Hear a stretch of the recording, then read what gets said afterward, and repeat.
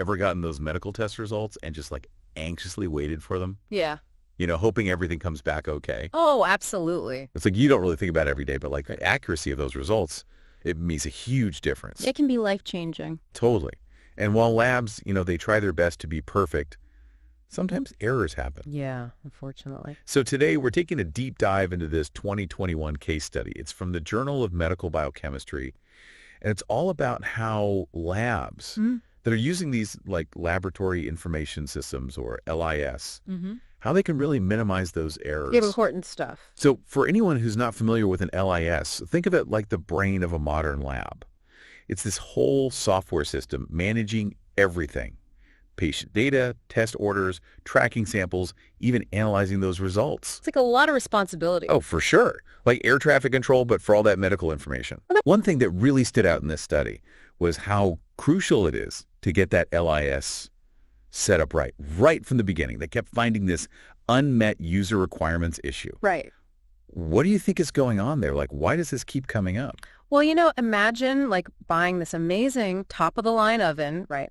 All the bells and whistles, but you don't even check if it fits in your kitchen or if you even know how to use all those fancy features. Oh, that's a good point. Labs, they can fall into the same trap, They rush into implementing this LIS without fully understanding what they actually need.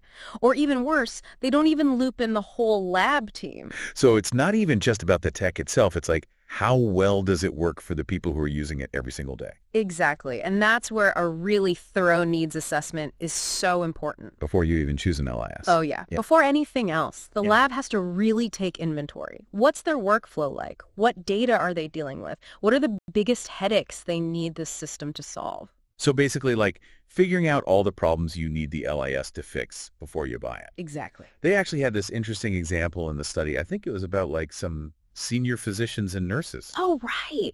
They noticed that some of the senior medical staff, they were so used to doing things a certain way, and the LIS just didn't quite fit with their routine. So they were hesitant to really use it. Exactly. It's like being told to ditch your old reliable map and use a GPS overnight. You'd probably take a wrong turn or two. Definitely. Especially when those wrong turns have an impact on actual patient care. Yeah. Which brings up another big thing from the study: training, or should I say insufficient training. Right. You can't just hand someone this crazy complex tool like an LIS and expect them to just magically know how to use it. Not training people properly, it's like a recipe for disaster. More errors, people not using the system, even resisting it altogether. It's just setting everyone up for failure. It's like giving someone a brand new smartphone, no instructions, and being like, all right, go film a movie. Yeah, exactly. And learning to use that smartphone, it takes time, it takes practice. Same thing with an LIS. You got to have that comprehensive training, and it can't just be a one-time thing, It's got to be ongoing. Ongoing, exactly. So we know it's not just here's the manual, good luck. No, it can't be that. So what does good LIS training even look like? Well, for one, ditch those boring old manuals, right? Think more like interactive workshops. Okay. Let the staff actually use the LIS, but with real situations they'd see every day. So almost like those, what they called flight simulators. Exactly. Flight simulators for lab techs, And just like with those simulations, the training has to keep up with the system, Because the system is always being updated and changed. Always. Updates, new features, new protocols, all that. You got to refresh that knowledge, give them those chances to keep their skills sharp. It kind of makes you wonder, even with all the best training in the world, if you don't use something often enough, you just forget it. Right. Oh, it's true. We've all been there. And actually, that's a big deal this study found. Limited system exposure. Limited system exposure. That was a major player in those errors. Think about it. You have this test, this function in the LIS. Maybe it's only used once a month. Even the best employee, they could get rusty. Oh, for sure. So they say, use it or lose it. Exactly. Except in this case, the stakes are a bit higher. Yeah, a little bit. This is where those refreshers I mentioned, those are so important.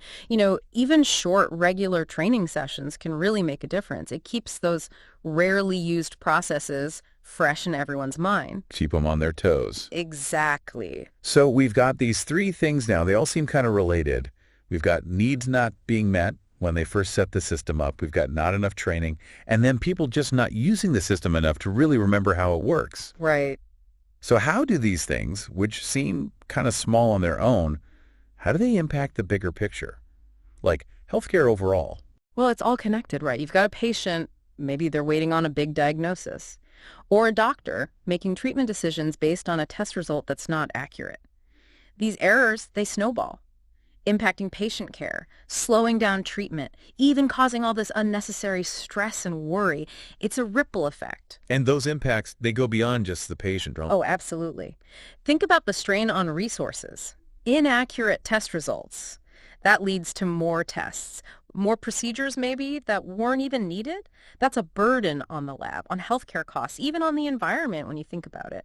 It all comes back to that need for accuracy. Really emphasizes how important it is to get it right the first time. Exactly. That's why I found it so interesting. The studies focus on communication between the IT people, the ones who set the system up, and the lab staff, the ones who are actually using it. That's a big deal. They need to be on the same page. More than that, it needs to be a partnership. Instead of just like, here's your LIS, see you. Exactly. Imagine the IT specialists, they don't just disappear after the installation. They stick around. They get to know how the lab works, the challenges they face, what their goals are. They're there for training. They offer support. They're there to fix any problems that pop up. They're a real part of the team. So it's really like fostering a real collaborative environment. That's it, where everyone feels like they can speak up, share their concerns, and they can work together to make that LIS the best it can be. For everyone. The lab, and most importantly, the patient. Exactly. That kind of collaboration, that can really change things, not just by cutting down on those errors, but also creating a lab environment that's more efficient, more satisfying, and more patient-focused. It's wild, right? Like this whole deep dive, it really shows how these little details in a lab, they can have this huge ripple effect. It's true. Like one thing goes wrong, then another and another. Domino effect. Exactly. And suddenly, it's not so small anymore. It has a big impact on patient care. Bigger than you'd think. Wow. This case study really made us think, not just about the errors in the lab, but like how the whole healthcare system fits together. It's all connected. And communication is key. Working together, knowing what's going on. Being an active participant. Yeah. In your own health. That's a great takeaway. Well, this has been a fascinating deep dive, wouldn't you say? Absolutely. We hope you learned something new today. Yeah. And if you want to dive even deeper into this whole world of lab testing, maybe become a more informed patient. Good idea. We've got the link to that case study from the Journal of Medical Biochemistry. It'll be in the show notes. Definitely check it out. Until next time.